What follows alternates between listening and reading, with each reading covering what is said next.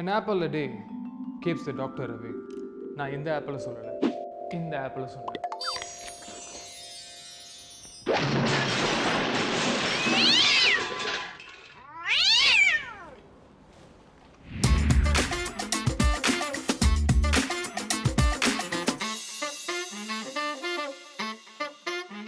Welcome to Adavadi kitchen. இன்னைக்கு நான் சமைக்க போற டிஷ் ஆப்பிள் சிக்கன் கறி.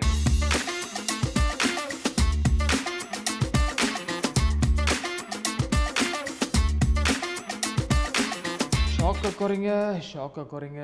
எனக்கு புரியுது, சிக்கனோ ஆப்பிளோ எப்படின்னு நீங்க யோசிக்கலாம். எல்லாம் அப்படிதாங்க. அது எப்படின்னு இப்ப பார்ப்போம். டொமேட்டோஸ் இந்த மாதிரி அழகா கியூட்டா குட்டி குட்டியா வெட்டி வச்சுக்கணும். ஒரு முழு டொமேட்டோவை, அதுக்கப்புறம் 2 பச்சை மிளகா, 2 சிகப்பு மிளகா, தேங்காய் பால், அரைச்ச இஞ்சி பூண்டு விழுது. இதுல மஞ்சளை கொஞ்சம் நல்லா ஃப்ரெஷ்ஷா போட்டு அரைச்சிருக்கு. அதான் அப்படியே மஞ்சள் மங்களகரமா இருக்கு. ஸ்ப்ரிங் ஆனியன் இதையும் இப்படி குட்டி குட்டியா வெட்டிக்கணும். ஒரு முழு வெங்காயத்தையும் நறுக்கி வச்சுக்கணும். தாளிப்புக்கான பொருள் பட்டை, கிராம்பு, லவங்கப்பூ, ஏலக்காய் அண்ட் மோஸ்ட் இம்பார்ட்டன்ட்லி அழகான ஃப்ரெஷ்ஷான கிரீன் ஆப்பிள். இந்த சமையலுக்கு நீங்க கிரீன் ஆப்பிள் தான் யூஸ் பண்ணணும். சிகப்பை முடிஞ்சா யூஸ் பண்ணாதீங்க. ஏன்னு சொல்லிட்டு அப்படின்னு ஒரு சில பேர் கேட்கலாம். அதற்கான பதில் நான் அப்புறம் சொல்றேன். இந்த கோழி வாங்க நான் எவ்வளவு கஷ்டப்பட்டதுனாங்க. ஸ்லாங்கூர்ல கோழி கிடைக்கிறது அவ்வளவு பிரச்சனையா இருக்குங்க. ஒரு ஃபேமிலிக்கு 2 கோழி தானே. இந்த கோழியை லோன்னு அலைஞ்சி நான் வாங்கிட்டு வந்திருக்கேன். அதனால இந்த கோழியை பார்த்து சமைக்கணும், பார்த்து சாப்பிடணும். முதல்ல நம்ம கோழியை மேரினேட் பண்ணணும். முதல்ல பெப்பர், உப்பு, பாபாஸ் மஞ்சள் தூள் 1 டீஸ்பூன்.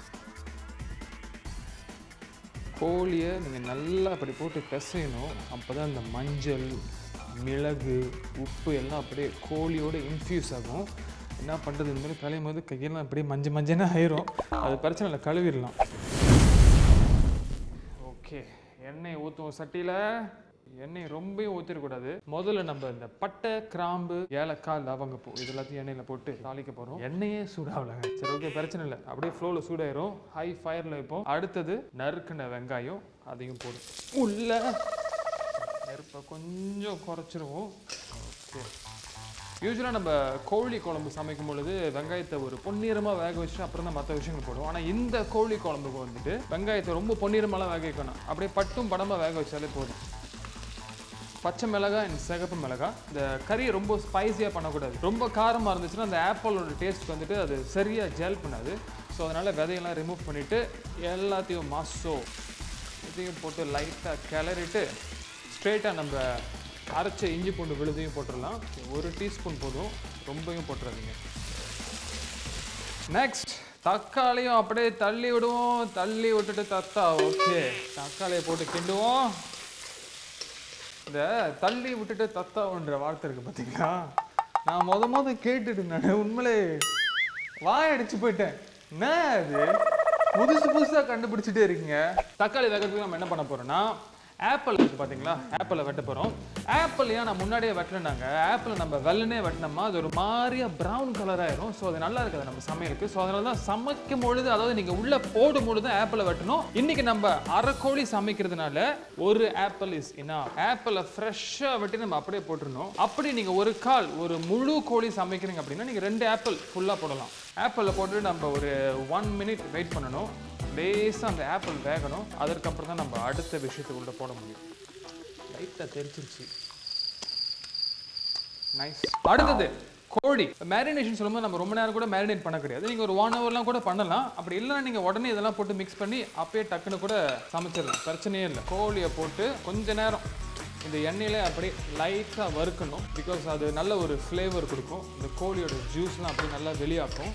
ஸோ இப்போ நீங்கள் பாருங்களேன், இந்த டிஷ்ஷோட கலர் எவ்வளோ அழகாக இருக்குன்னு. சிகப்பு, மஞ்சள், பச்சை, is very colourful. Chicken is cooking அது வரைக்கும் கிட்ட துங்குஸ்க்கு ஜாப்லாம்.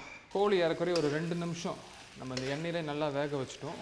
ஃபுல்லாக வேகலை, அப்படியே பட்டும் படாமல் வந்திருக்கு. இப்போ நம்ம அடுத்தது மசாலாஸை போட போகிறோம். பாபாஸ் சிக்கன் கறி பவுடர். இந்த பாபாஸ் சிக்கன் கறி பவுடர் எதுக்கு போகிறோன்னா, செம்ம ஒரு வாசம், செம்ம ஒரு டேஸ்ட்டு கொடுக்கும். பாபாஸ் மஞ்சள் தூள், அதுவும் 1 டீஸ்பூன். பாபாஸ் கியூமிங் பவுடர், இது 1/2 டீஸ்பூன் போட்டால் போதும். பாபாஸ் ஃபெனல் பவுடர், இதுவும் 1/2 டீஸ்பூன். பாபாஸ் மல்லித்தூள் 1 டீஸ்பூன். இதில் நம்ம போதுமான அளவு உப்பையும் சேர்த்துக்கணும். எல்லாத்தையும் ஒரு கிளறுவும் நல்லா. இந்த மசாலா எல்லாம் அப்படியே ஃபுல்லாக மிக்ஸ் ஆகணும். தண்ணி ஊற்றுறதுக்கு முன்னாடி எதுக்கு இந்த மசாலாலாம் போடுறோன்னா, இந்த மசாலாவும் அப்படியே லைட்டாக நம்ம எண்ணெயில் வறுத்தோமா அது நல்ல ஒரு சுவையும் வாசத்தையும் கொடுக்கும். நெக்ஸ்ட் தண்ணியை நீங்கள் ரொம்ப ஊற்றிடக்கூடாது, ஓரளவு தான். ஏன்னா தண்ணியை வச்சு தான் நம்ம கோழியை வேக வைக்க போகிறோம். தண்ணியை ஊற்றிட்டு நல்லா ஹை ஃபயரில் வச்சு இதை கொதிக்க விடணும். ஒரு 5 நிமிஷம் வெயிட் பண்ணுவோம். நல்லா கொதி வந்ததுக்கப்புறம் அடுத்த ஸ்டெப்புக்கு போகும். ஏறக்குற 5 நிமிஷம் ஆச்சு. கோழி நல்லா வந்திருக்கும். தேங்காய் பாலை உள்ளே போட போகிறோம்.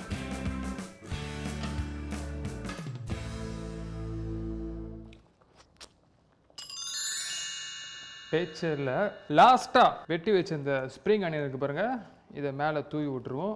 இதுதான் நம்மளுடைய ஃபைனல் டச். எங்கே தூவி விடுறது, அப்படியே கொட்டிடும் எல்லாத்தையும். ஓகே, அடுப்பை அடைச்சிட்டு ஃபைனலாக ஒரு கிண்டு, அவ்வளோதான் முடிஞ்சு. இந்த ஆப்பிள்ஸ்லாம் இப்போ நீங்கள் பார்த்தீங்கன்னா எவ்வளோ சாஃப்ட் ஆச்சு பார்த்தீங்களா? ஏன்னா நம்ம நல்லா கொதிக்க விட்டோம்ல, ஸோ நல்லா வந்துருச்சு. இந்த ஆப்பிளை கடிச்சு சாப்பிடும்போது அது வேற ஒரு ருசியை கொடுக்குங்க. ஏன்னா வந்துட்டு ஆப்பிளோட ஸ்வீட்னஸ், சவர்னஸ், அப்புறம் இந்த spices, and that's it. Apple chicken கறி சுட ரெடி டு பி சர்வ்ட். இந்த ஆப்பிள் சிக்கன் கறிங்க நீங்கள் பெருசாக எதையும் போட்டு சாப்பிட தேவையில்லை. ஜஸ்ட் வெள்ளை சோறு, இந்த ஆப்பிள் சிக்கன் கறி, அவ்வளோதாங்க. செம்மையாக இருக்கும். எவ்வளோ அழகாக, சுலபமாக, சீக்கிரமாக சமைச்சு முடிச்சுட்டு நீங்களே பார்த்துருப்பீங்க. ஸோ மறக்காமல் நீங்களும் வீட்டில் ட்ரை பண்ணிவிட்டு எப்படி இருந்துச்சு அப்படின்னு சொல்லிட்டு கமெண்ட் பாக்ஸில் கீழே போடுங்க. I'm looking forward for your response. And like பண்ணுங்கள், ஷேர் பண்ணுங்கள், சப்ஸ்கிரைப் பண்ணுங்கள். மீண்டும் ஒரு செம்மையான சாவடியான சமையலோடு உங்களை அடாவடி கிச்சனில் சந்திக்கிறேன். அதுவரை விடைபெறுகிறேன். நான் பால கணபதி. சயோனாரா.